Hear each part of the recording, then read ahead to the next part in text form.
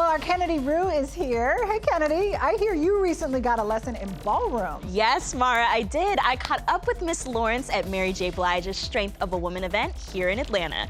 And he also stopped by the Revolt studio for a more in-depth conversation that was all about the ballroom. And I have to tell you, we literally had a ball. Miss Lawrence, thanks so much for being here. Thank you for having me. It feels good to be home. Yes.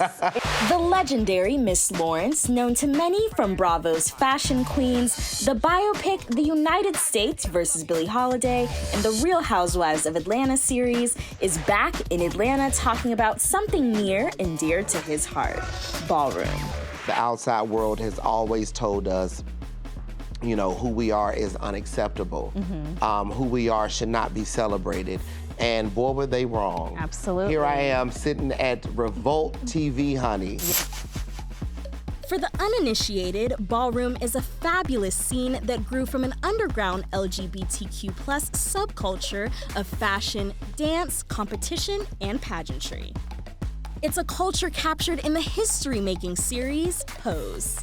For many in the LGBTQ+ community, the ballroom scene was a safe space that allowed people to be themselves without the harsh criticism of an often unaccepting world. I have to ask you, because you touched on it, about how much it meant to you to have that safe space. But talk to me about what ballroom means for the culture. We see what Beyonce's done with Renaissance that was all inspired by ballroom culture. Talk to me about what ballroom means to the culture. It has saved lives. For me specifically, I would not be who I am had it not been for ballroom. More specifically, my house, the House of Balenciaga. You know, you learn a level of confidence in yourself and learn how to bring it to the forefront to meet the world on your own terms. When it comes to the ballroom culture, Miss Lawrence has made a huge mark as the iconic Atlanta mother of the House of Balenciaga. He knows the emotional roots the ballroom has had not only on the Black LGBTQ+ movement, but also fashion. Ballroom fashion has influenced so much of popular culture and how we see it today. And that is factual, and I'll battle anybody that tries to go against it, right? Right. You will see, you know, just drop dead beauty. People like Naomi Campbell, and that is on record, you know, has credited ballroom not for the success of her career, but for her walk being influenced. Yes. We had a ball with an iconic Black woman like Mary J. Blige. Revolt Black News was right there as Miss Lawrence, a true champion and fighter for LGBTQ+ rights, partnered with the queen of hip-hop soul, Mary J. Blige, at her Strength of a Woman festival. They teamed up for his Purpose Ball, which celebrates ballroom's impact in the LGBTQ+ community.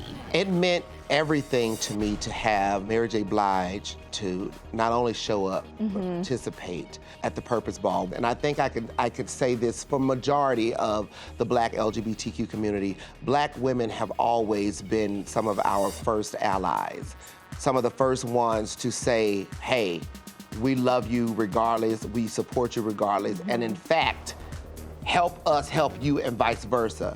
And so to have Mary, who's an iconic woman, having her to show up at a ball, which is so symbolic of all of those things, if you go and you watch the moment that Mary came, we call it Grand March, you know, it was history making. And there's even more from Miss Lawrence in the works.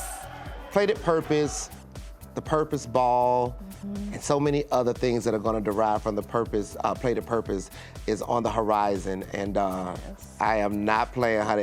We can't wait. I am here to get our family and our culture together, because that's when they go be scared. Right, that part. And I'm expecting an invite, Miss Lawrence. Oh, baby, you don't need no invite. I got you. Thank you.